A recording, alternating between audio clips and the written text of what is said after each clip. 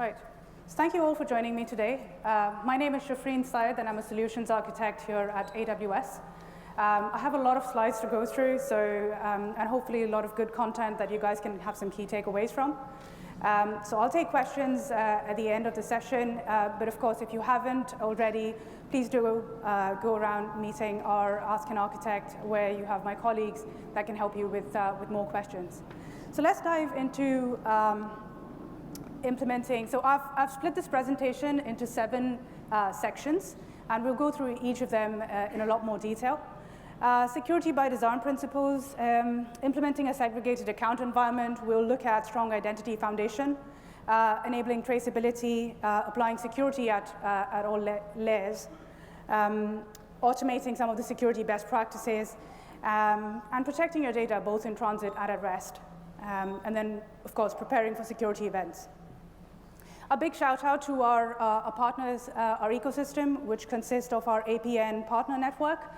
We have thousands of technology and consulting partners that can help you and handhold you throughout a project or multiple projects if you choose to. We have the AWS Marketplace, which has thousands of products, third-party products that you can plug in and integrate with your existing AWS infrastructures. Moving on to implementing a segregated account environment. Well, the first managed service that comes to mind when I talk about this, and when you look at a multi-account structure, is AWS Organizations. So let's start with the AWS Organizations master account, under which you could have multiple accounts, one for logging, for internal auditing, maybe for Direct Connect, where your networking team can have access to. You could have a shared services account for your domain services as well, which then you can use cross VPC peering with. And on the right-hand side, you see that you have your resources accounts, which could be your production environments, they could be your dev and your test environments. And the reason to create these is typically because you could have people working autonomously and semi-independent of your main production account. So when things go wrong, when people are writing test bugs, or if there is something blows up, you know that your mission-critical production accounts are not affected. The bottom of the screen, you see Amazon CloudFormation stack sets. It's a fairly new release that we've announced that works with AWS Organizations in specific. So you can build, deploy, test across various accounts all in one go, and into that entire fleet of accounts if you choose to do that. Moving into strong identity foundation, I think most of you may have heard here about IAM, which is Identity and Access Management. We're talking about authorizing and authenticating users to be able to access your resources. We'll talk about defining accesses and protecting your AWS credentials. I have a good example on fine-grained authorization as well, which we'll go through, which is a policy that I'll talk you through as well. So when you're talking about defining access, and when you create a brand new account, you create a user, the first thing you think about is, what does this user actually require access to? And you need to think carefully about that one, right? You can obviously use federation. So you can use SAML for federation as well, and then you can define management policies. So think about this when you talk about joiners, new joiners, leavers, and new starters as well. Logical group users, when you're thinking about groups and applying group policies.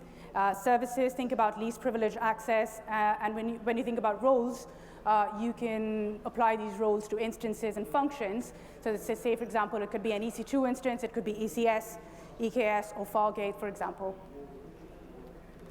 Protecting your AWS credentials, well, establish least privileged access. MFA on the root account, that's a big shout out, right? I think this may have been repeated so many times in so many presentations. And why just the root account? Think about your user accounts as well, specifically around when they need to delete an object or a bucket within S3. That just prevents accidental deletion. So bear that in mind. Federation, it's a good thing, right? It drains away personally identifiable information from IAM. So when you want to do group-to-group level federation, you can think of it. And all IAM needs to know at that point of time is O equals, OU equals, and DC equals. And you're good to go when you're dealing with a multi-account structure. Avoid baking API keys in your source control. That's an important one to remember. And of course, you can use managed services like AWS's SDS to create temporary credentials. If you have noticed, I have the same least privilege principle in the last 3 slides, and that's my first point, and there's a reason why I have it so many times in the same presentation, to create the emphasis of why we need to do this. We internally within AWS also operate on the exact same thing. We operate on a need-to-know basis and least privilege principle as well. And I think you guys should do that the same. Users have no permissions by default. Groups have permissions to assume roles, and roles have permissions to do necessary stuff, right? You can, of course, manage, like we talked about AWS organizations, you can centrally manage access through there as well. A quick example of a policy, it just shows that the first half of the policy is allowing a particular user to list a bucket within S3. And the second half is more granular permissions that you can provide, where that user is then allowed 2 actions on a specific bucket, which in this case is put object and get object. This one is good to remember. In fact, there is a really good video from reInvent 2016, I think, where you can go into greater details about policies. It's called Becoming a Policy Ninja from 0 to 60. It's literally 60 minutes worth of JSON. So be prepared for that. Have lots of coffee before you actually attend that one. Moving on to, shifting gears a little bit, moving on to Guard Duty, one of my favorite services. It's literally threat detection as a service. It's so simple to use. It takes one click of a button to turn it on, and you're protecting against DDoS as well. It is continuously monitoring your systems, and it protects against accounts. Not only that, just also your applications and services that you run within them. One of the things that Guard Duty does is it outputs to CloudWatch. So what you could do is push the Guard Duty, it comes with the characterization and risk measures. So you could actually push that into a Lambda function, which would then push the Guard Duty findings into either a Slack channel of your choice. So it could be Jira or it could be PagerDuty. So the more severe ones can go to PagerDuty, so you get alerts. The minor ones can go to maybe a Slack channel where your admins have a close eye on. Moving on, Guard Duty detects known as well as unknown threats. It consumes feed from various sources.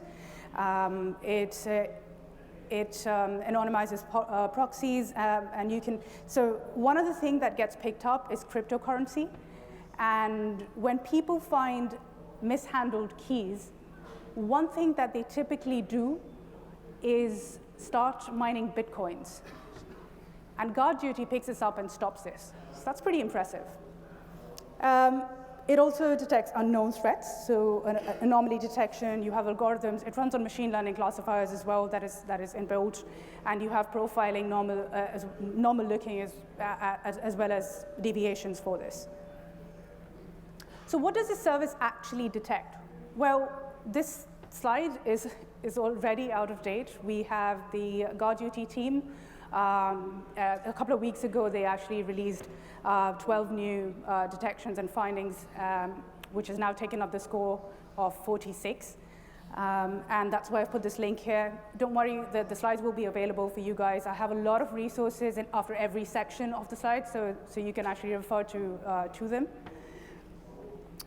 Obviously, it does. A lot of customers also ask us, and Guard Duty does provide, is DNS exfiltration, so it does detect it. These are some of our Guard Duty partners. If you do not feel comfortable, you can engage these, and they will help you through it. And like I said, these are the resources that I was referring to, which I'm going to, the slides will be available after, so you can actually go through them in a lot more detail if you want to dive deep. Moving on to the next section, which is enabling traceability. You have detective controls. So we're talking about not only capturing and analyzing logs and using them, but you're also talking about integrating auditing controls with notifications and workflows. And I have a really good example that I'll share with you guys today. So one of my colleagues, who is a specialist security solutions architect, and it'd be good if you see him around, called Dave Walker, has come up with this. If it moves, log it. If it doesn't move, watch it till it moves, then log it. It's just emphasizing on the importance of logging. And of course, there are various tools that you could actually use. If you can use CloudTrail, you can use AWS Config. For auditing purposes, you can have CloudWatch logs, VPC flow logs for all of your networking traffic, ELB logs, API endpoints, Redshift, so on and so forth. We have tried to categorize these, but it's really difficult to do that because some of the loggings might fit into one or more of the categories. In this case, we have infrastructure logs, service logs, host-based logs as well. And these are really important when it comes to security-related events. And that is why these are highlighted for you guys to take a look at. There are multiple levels of automation that you can do. You have AWS CloudTrail. If you go ahead with a self-managed one, you can have AWS CloudTrail pushing into CloudWatch logs, which then pushes into CloudWatch alerts, or CloudTrail sending out SNS, which is your simple notification service, which then feeds into a Lambda function to then action something. You have AWS config rules and Amazon Inspector. And Inspector, we won't go into a lot more details about Inspector, but it is a security assessment service that helps you improve your security and compliance of your infrastructure as well as your applications. It does automatically assess your applications for vulnerabilities and best practices and deviations from best practices as well. I really like this one. I've used this a lot in the past when I was a customer. And this one is AWS Trusted Advisor. It's just available. It's like an online resource. It's available through your AWS console, whether it's your basic support or enterprise support customer. It just gives you a lot more visibility on what you have in your accounts. So things like performance, cost optimization. For cost optimization, it does a really cool thing where if you have EBS volumes or elastic IP addresses, which you may know that if EIPs are not attached to an instance, you get charged for them, it will actually reflect here and show you that this is what may be causing your bill to go up. Of course, it is part of a security presentation, and security is what it also highlights, which is why it's here. It shows you things like MFA on root accounts or security groups that may have security risks. And a new one, a recent one that was added to this is service limits. So say, for example, you're using Amazon Kinesis streams. It will show you the number of shards that you have, so you can pre-plan. And these are some of the resources, and I'm going to skim through those. So applying security at all layers. Defense in depth. This is a good place to talk about our shared responsibility model, where AWS takes responsibility of the physical infrastructure, so security off the cloud, and customers are responsible for the security in the cloud. So your architectures that you design, your infrastructures, that is all, and we have tools, right? We have, you can have network and host level boundaries, you can have VPCs, security groups, network ACLs. I've got a really good picture that I can go through this with you, a quick explanation on what these are. And then you have system security, where you can actually harden your AMIs, make sure that you have OS and patch management, or use managed services, right, where we do all the heavy lifting for you, which is one of our goals at AWS anyway. Data, which is most sensitive, which is most crucial to you guys, is make sure that you have access controls and authorization in place, and also encryption, and we'll talk about those.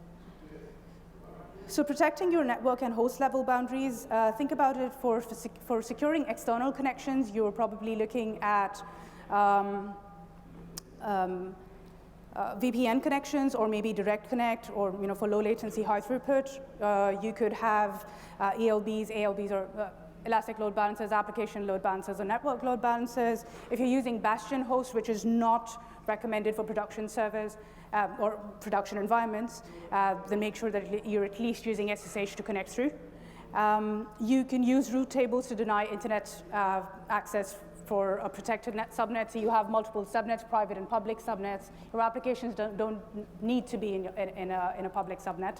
And you can restrict access using between those subnets using network ACLs, and within your instances using security groups. So moving on to AWS Shield. How many of you here are using AWS Shield? It's not a lot of people. This one's actually available by default. It's available to everyone. The standard protection is just available to everyone by default, right? It comes in 2 flavors: advanced protection, the standard one. For the advanced protection for additional protection against larger or sophisticated attacks.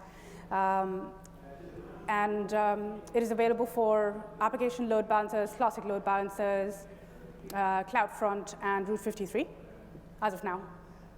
And these are some of the things that our customers told us were important to them and are included in the AWS Shield Advanced, which is always monitoring and detection, attack notifications and reporting, 24/7 access to the DRT team, which is our DDoS response team, and AWS bill protection. So if you do come in a situation where you do have an attack, then your AWS bill is actually protected if you have Shield Advanced. And then you have L3, L4, and L7 DDoS protection, which brings us into layer 7. When you talk about layer 7, you have AWS WAF, which is your web application firewalls, which does web traffic filtering and custom rules. Big shout out, we do have managed WAF rules now available through Marketplace, so things like F5, Alert Logic, Imperva. It does go ahead and block malicious requests and actively monitors and tunes. How many of you, out of interest, have taken a look at artifacts? This is actually a really, really good place to go to when it comes to security and compliance documentation that are available to you guys on demand, especially the SOC report. It actually gives you an insight into how we do, how auditing takes place at our end and how we run things. So I urge you to look at that one. And shifting gears again a little bit, system manager capabilities. It does, you can do configuration and administration, update and tracking and share capabilities. So feel free to use the run commands and state manager and patch manager and automation.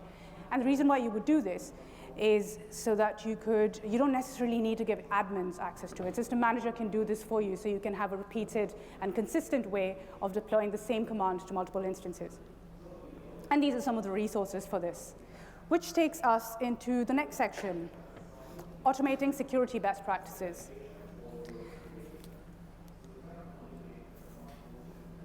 So we encourage our customers to build throwaway, immutable infrastructure, and there's a reason for that. When you do that, you can either use CloudFormation or Terraform, whichever one that you're comfortable with. You can build, test, deploy, recreate much more easily and efficiently when you're using these automation tools. You could use the CI/CD pipeline, which is continuous integration and continuous development, where you would automate that pipeline. And of course, you can use AWS config rules. I've put these two down in specifically because these are fairly new, and with S3 bucket policy, public read prohibited, it automatically checks for global write access, which I don't think is normally going to be a requirement for someone, because it just gives unauthorized users to upload malicious content and delete by overwriting the existing content of a bucket if you have this. And then, of course, you have the S3 bucket public read prohibited, which again automatically checks for global public read access to your bucket. So it could be anything from web services to your documentation that you have available. Both of these rules checks for all of the accounts, all of the buckets throughout your account. Okay? Amazon Inspector, this is a good one to talk about here when it comes to detecting known vulnerabilities. If you have, so think about an AMI that you're running a web service, you're running Apache and PHP, and then you have Amazon Inspector that goes through this and detects that there's a new version of Apache available, and the current one that you're running actually is a security threat. So what that would do is you could then patch the system. You can then trigger a Lambda function to create a hardened AMI, update your CloudFormation template, and also your Git repository for version control. And then in the next, maybe a next auto-scaling when that takes place, it will use the newly created resource with the new patched AMI rather than deploying the security risk. So I have a really cool example here, the event response automation playbook. When we talk about automation, this is a cool one, right? So we have an adversary who's trying to break through to your system, or maybe an intern, let's call him Bob. And maybe the adversary is trying to get Bob to break into the system. And then you have your environment, you have CloudWatch events, and then you have your Lambda responder. And this is an automation playbook. These are the ingredients required for it. Let's take a look at what the scenario is. So the idea here is to deal with an issue which highlights the haplessness of Bob, an intern. And we want to ensure that the instance that the EC2 instance that he wants to launch is actually within an appropriate subnet, within an appropriate security group, and an approved AMI. So Bob happily goes and launches an EC2 instance. He identifies he provides the AMI details, the subnet, and the security group where he would like to have this deployed. That triggers a Lambda function. That triggers a CloudWatch event that would then feed into a Lambda responder. Well, the first Lambda responder here is actually checking if the AMI is approved, if the AMI is using the correct subnet, and if it is launched with the approved security group. You can, well, you're checking these through your policies, right? Hardwiring policies into a Lambda function is actually, you'd have all sorts of fun dealing with it. So the best way to do it is to either put it into S3 or even better, DynamoDB, which is an obvious choice when you want to look for complex queries like indexing and things like that for these complex queries. So it does a quick check, and that then triggers an event, a CloudWatch event. Well, what we do here is once it's checking it, it's checking the policy, and what does it find? It finds that, oh dear, Bob is launching an instance or an AMI which we consider not suitable for it. So that goes again and kicks off a CloudWatch event, which will then kick off your second L2 responder, which is your Lambda function, which will go ahead and kill that instance for you. So this is just an example of an automated playbook, and you can customize it as you like. And these are some of the resources for that section, and which brings us on to protecting your data at rest, in transit, and in use. Is it though? What mandates data in transit? Well, that is really up to a customer's own risk appetite. But let's look at some of the tools that can help you with this. We have AWS Cloud HSM, which is your key management, single dedicated tenancy, your hardware security module, which you can use for key management. And unless it's mandated by compliance and regulatory reasons why you'd need a cloud HSM, you could just use AWS's Key Management Service. Right? Key Management Service, again, it does, as it says on the tin, it is a managed service which allows you to create controls, encryption keys that is used to encrypt your data. And then, of course, you have AWS's Certificate Manager. If you've ever been in a situation where you're wondering whether that lifetime and expiry on a certificate that is applied, that provides HTTPS for your web servers, then ACM actually does that for you.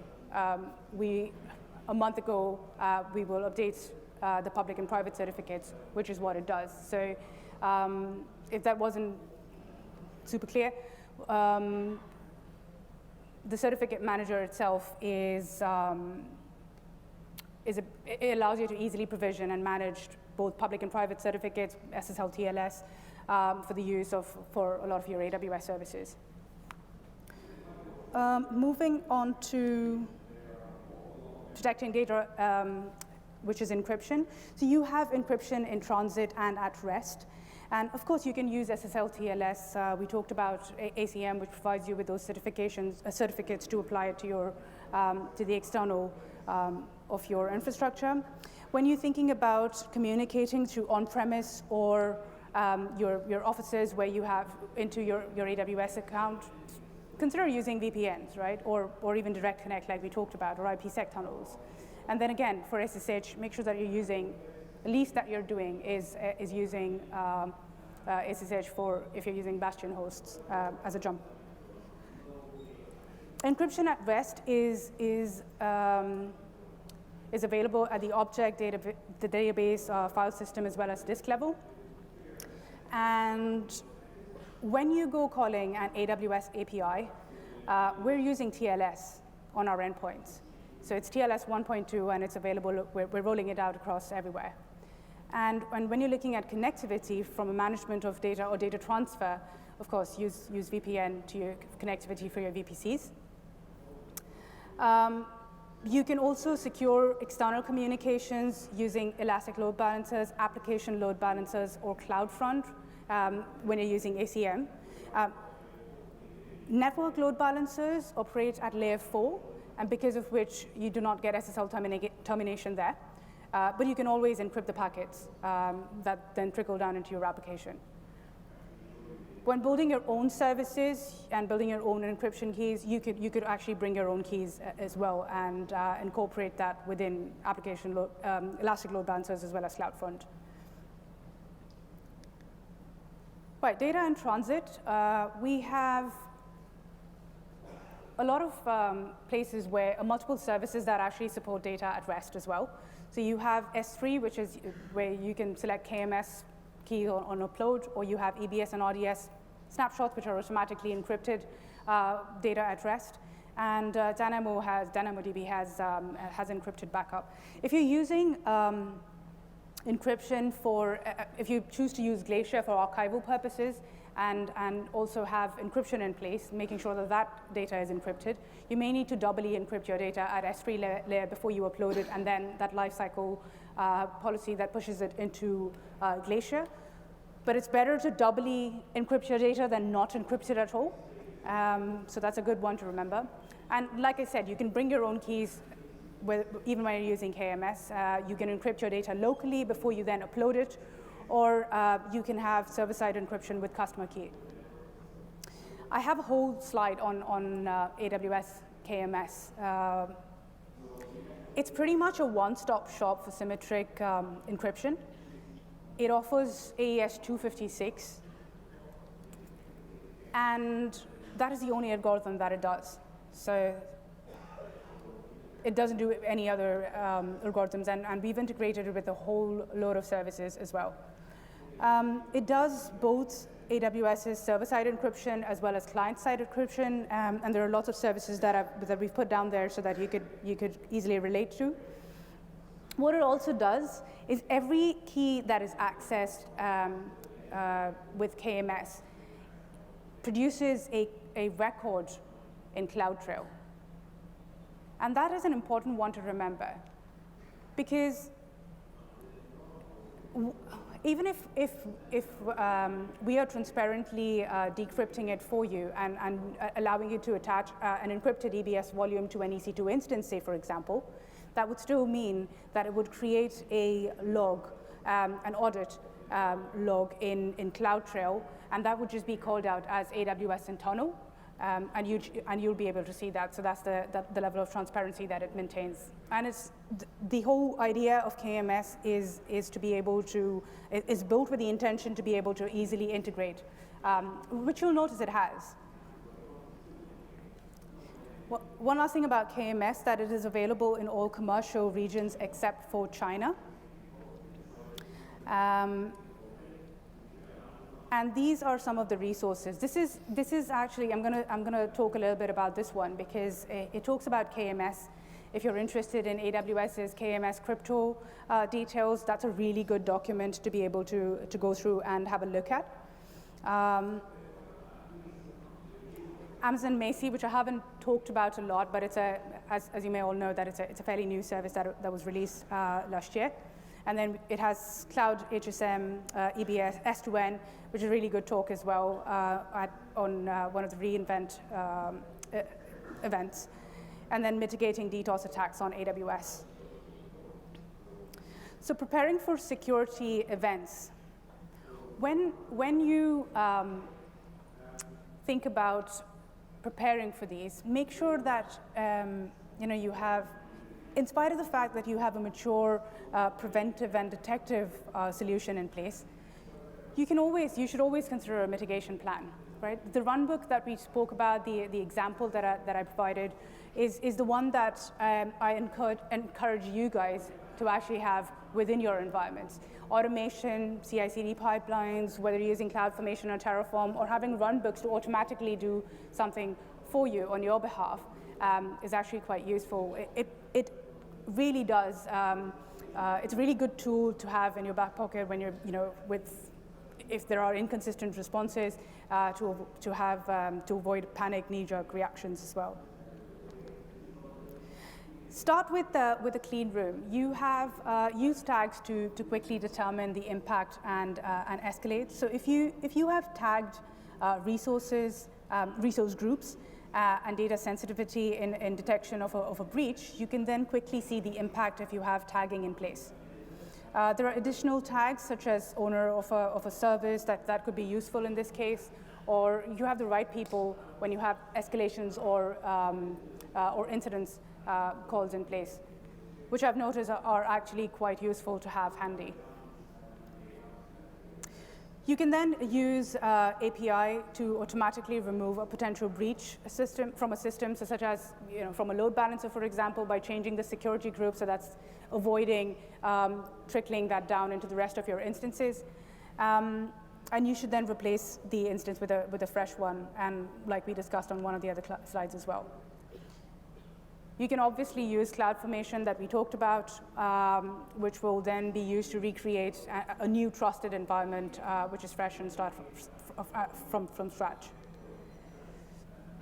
One of the other resources that I really wanted to talk about is AWS is well architected. So I'm not sure how many of you here are aware of the well architected framework. We do. When you reach out and speak to solutions architects, or reach out through your account teams, if you haven't already, I urge you to speak to your account teams, find out who is aligned to that, so that you can, come down, have conversations with us as solutions architects. And more than likely, if you have a full-fledged multiple accounts or a full-fledged service running within AWS or any of these, we actually go through this well-architected framework, right? It consists of 5 papers, white papers that are available for you guys to search online. And when you talk about the well-architected framework, you look at the security pillar, and each of these pillars have about between 10 to 15 questions. These questions actually make you think. They make you think about the way your infrastructure is set up, the way your security is applied onto those accounts. Some of the questions would be in terms of, so let me name the 5 for you. It's security, performance, reliability, cost optimization, and of course, the one which is security. And each of those, like I mentioned, has 10 to 15 questions. You go through those within your teams, you have the right number of people. When we do perform a well-architected review with you guys, we do expect the right number of people to be there in the room, right? So it could be your networking team, your security team, your key decision makers about what gets implemented how, your development teams, your testing teams, and who can answer some of these questions. And I urge you to read this, especially the security white paper, because that gives you a lot more insight into how you can go about with implementing some of your the security services within your accounts. There was also a really cool, the CIS Foundation benchmark actually does go through a lot more detail as well about things that we talked about when it comes to security groups or VPCs or setting up various VPCs within the same account, making sure that you don't have overlapping CIDRs between the two VPCs or multiple VPCs that you could have in one of the accounts or multiple accounts, which is why we talk about using AWS organizations. And then there's one which is the AWS crypto intro, which then goes through a lot more details into crypto. If that's something that you guys are interested in and just have a quick read through, then that is a good one to go through as well. Then there was the AWS reInvent security track, which was from last year, 2017. And it has everything security that was, whether it was released last year, whether it was links and videos and content to a lot more resources that you could have a look at to keep up to pace, because we know that we've got a plethora of services right now. It is difficult to keep up with the pace, but everything new when it comes to security, we're making sure that we reach out to as many customers and as big an audience that we possibly can. So summing up, some of the things that I wanted to talk about was enforcing separation of duties and least privileges, which I think we have talked a lot on. So that is an important one to remember. When you're talking about federating users, like I said, you can federate it with, federation is a good thing, and you can use personally identifiable information, which you can take away from IAM itself if you're just doing group-to-group level federation. And then, of course, you have security logs, which are separated from your troubleshooting logs. So make sure that there is that layer of separation between the two. Talking about logging, and we emphasize the importance of it, storage for the logs is cheap, right? You can use S3 for it. You can do bulk uploads. You can run analysis on it later, depending on what, for improvisations for your further infrastructure or architectures. You can, but then the consequences of missing out through something not being logged may not be cheap, right? For all you know, there'd be a price that you pay just because you weren't logging a certain set when it comes to VPC flow logs, say, for example, what goes through in and out of your VPCs. And so that is an important one to remember. Alerting is obviously good. We did look at a number of ways where, things that you can plug into Slack channels where you could have PagerDuty alerts and things like that when things go wrong. But try and automate your environments. It's important that you do that, because then you don't have human interventions between your infrastructure. So you have repeatable, deployable infrastructure, the same set, which matches your production environments. And you can let the dev and your test team do all sorts of fun things in their personal accounts or in their own individual dev or test accounts, rather than actually affecting your production workloads, which is quite crucial, right? That's an important one to remember. We did talk about using managed services and built-in reporting to offload and automate. So yes, again, we did talk about built-in reporting. We talked about guard duty. We talked about web application firewalls and fun things that guard duty can do. It does obviously have, it works on machine learning. so it's constantly iterating, and our teams are working extremely fast and really hard in terms of what kind of findings, guard duty findings, that they could actually add into, and that they're able to add to the features of guard duty. And then to see the bigger picture, right? Think big. One of our leadership principles, in fact, is if you don't know what our leadership principles are, we have just search for Amazon leadership principles, and it will come up with 14 of them that we live, breathe, and eat. And think big is one of them, right? So think about the bigger picture. What information do you need, and which tools can help you get there? So it's important to go through each of those to make sure that you're covering all of the different aspects when it comes to security, whether it's security at the external level, where you're communicating outside, whether you're talking about, but the physical one, we take responsibility of, so you don't need to worry about that. And like I said, read the SOC report if you want to know how we do it. But then, of course, you have different layers. So you have your networking layer, where you have your security groups and your network access control lists. You have your routing tables. You have your internet gateways that you could then use. And limit it at application load balancers or CloudFront, where you could have WAF, your web application firewalls, that would then loop in with on the outside. So those are external communications. And then when you look at a 3-tier web architecture, say, for example, you have your web servers, you have your application servers, and then you have your database servers. The communication between each of those can then be separated by NACLs. So make sure that when communication between these layers takes place, so say, for example, your application layer talking to your database layer, the only port that it needs is 3306 to be able to communicate, and make sure that that's the only port that is actually open when you're assigning that to a security group, right? It's simple as that. Everything else doesn't need to be open. No other ports needs to be open. When you're talking about hardening your AMIs, when you're talking about patching, when you're talking about operating system level, those are the key things that you want to be able to remember when you're thinking about security. And again, start with least privilege principle. Really, really, really important. When people don't require access to resources, don't give it to them.